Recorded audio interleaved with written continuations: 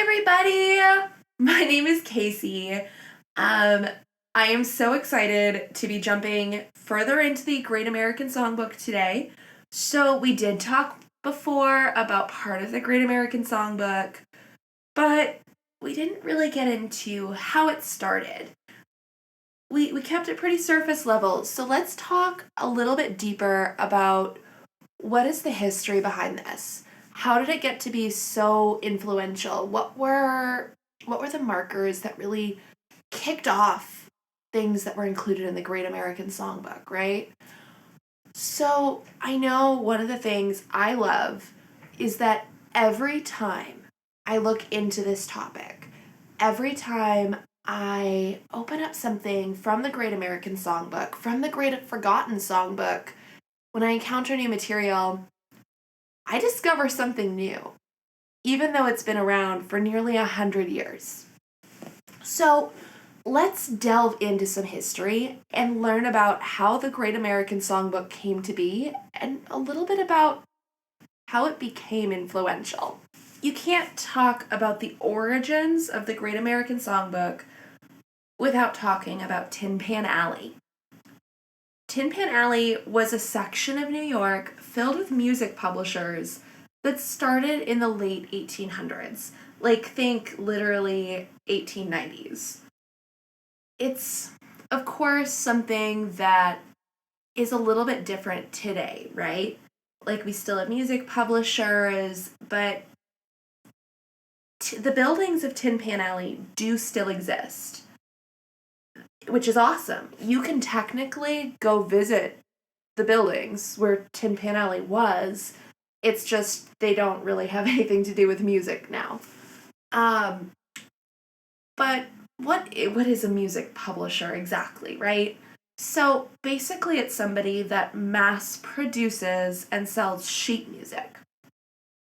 Composers and lyricists would bring their work to Tin Pan Alley in hopes that the publishers would buy it or distribute the sheet music for it. At the time, sheet music was the primary way that people experienced new music.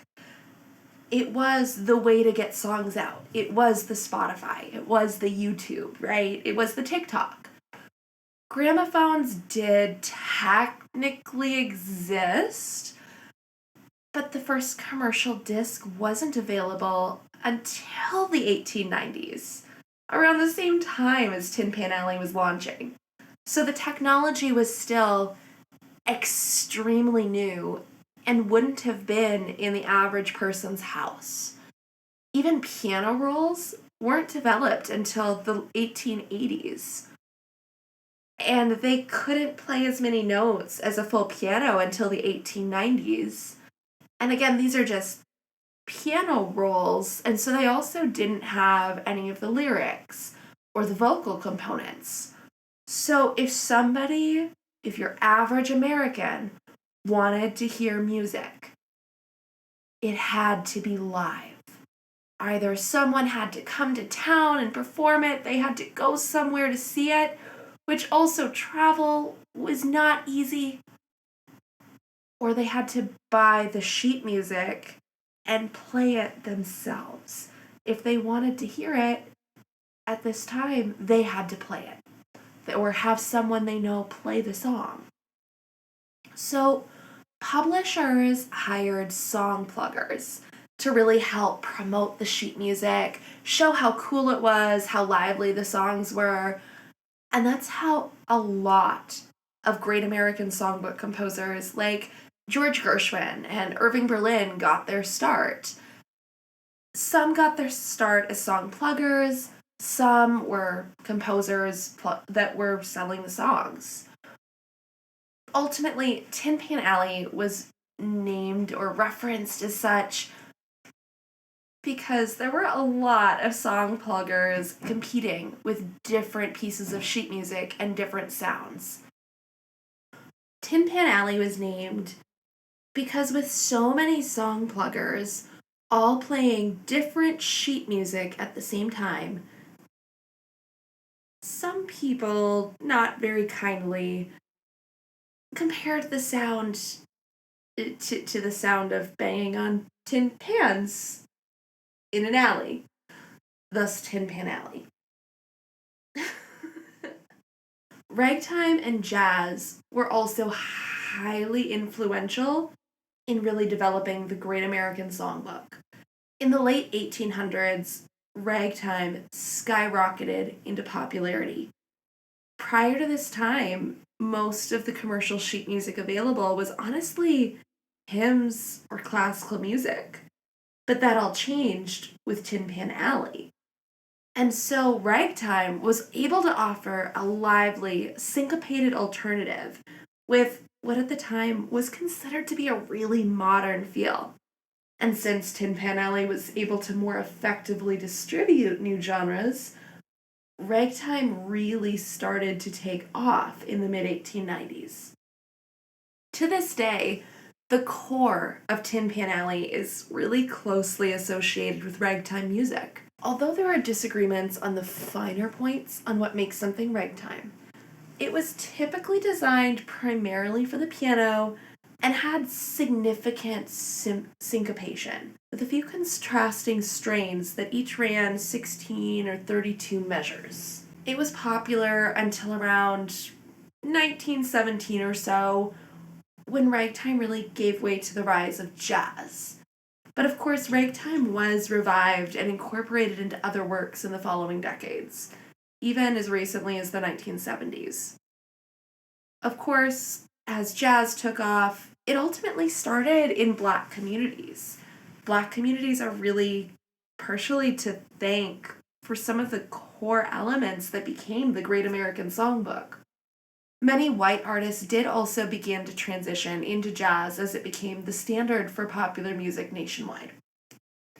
Of course, it is important to note that there are mass controversies surrounding the adoption of jazz by white artists, as it was a traditionally Black influenced form of music. However, it can be said regardless that artists of both races did ultimately contribute to the historical significance of the genre. Now, another major factor in the rise of the Great American Songbook was vaudeville. Vaudeville is its own special thing. It's not around anymore like musical theater or films are. But it's important to remember there was, at the time, extremely limited access to new songs unless someone came into town with new material. So any live performance avenue was essential for people to encounter new music. Imagine vaudeville as almost like a Spotify Discover list, right? It was basically a theatrical tradition from the mid 1800s through the 1930s that was a variety show. So it had many different types of performers and performance types. There was music, there was comedy sketches, jugglers, animal entertainment. Sometimes kids would perform, you name it. Anything you could think of was pretty much fair game on vaudeville. Artists would travel across the country playing at different vaudeville theaters because a lot of these theaters were designated specifically for vaudeville shows.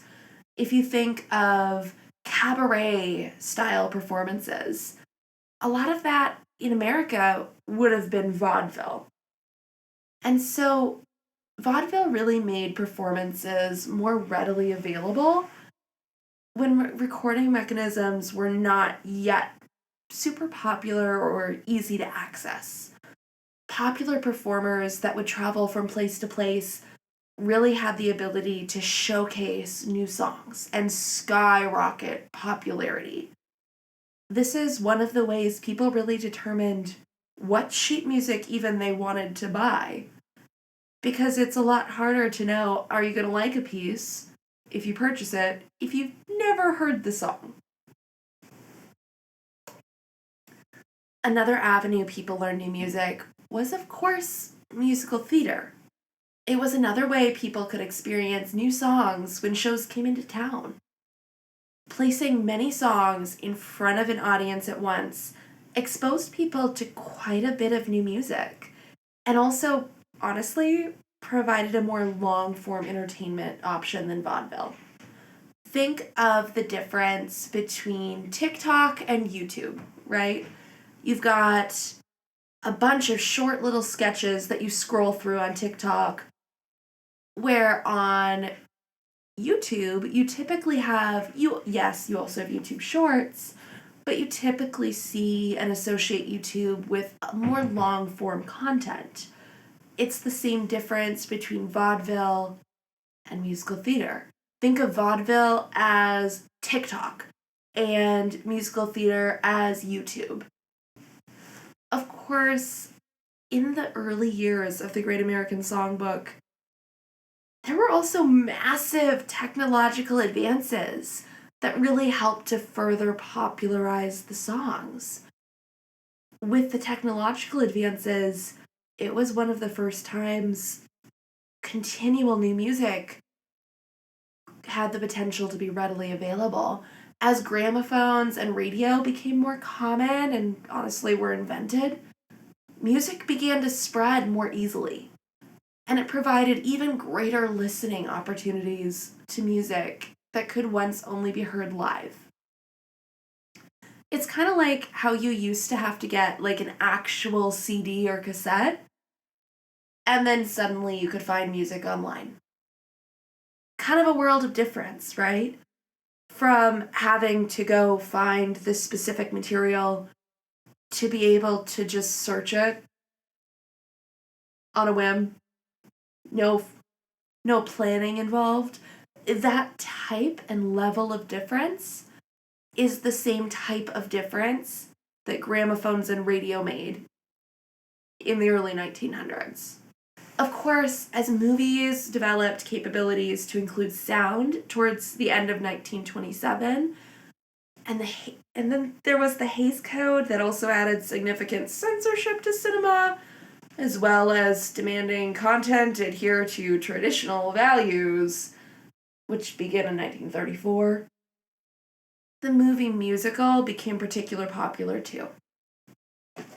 And so this even further expanded the availability of the new popular music to the average American, because they could now see popularized entertainment at the local cinema, and they didn't even have to wait for the show to come into town. They could just see the movie. And a lot of the famous composers of the era composed for theater and film and a variety of different avenues. They didn't necessarily stick to one thing. It's important to note that when film transitioned over into sound, the people who were experienced in skill sets in sound were the theater performers, were the playwrights. They were the people working on musical theater, right? The people who had been doing film prior were mostly pantomimes. Adding words to an image is a completely different ballgame. And so a lot of the artists that were popular completely transitioned over. And especially as talkies, as they were called at the time, became popularized, there was a large reliance on people who did both theater and film, or transitioned from theater to film to really promote the film medium.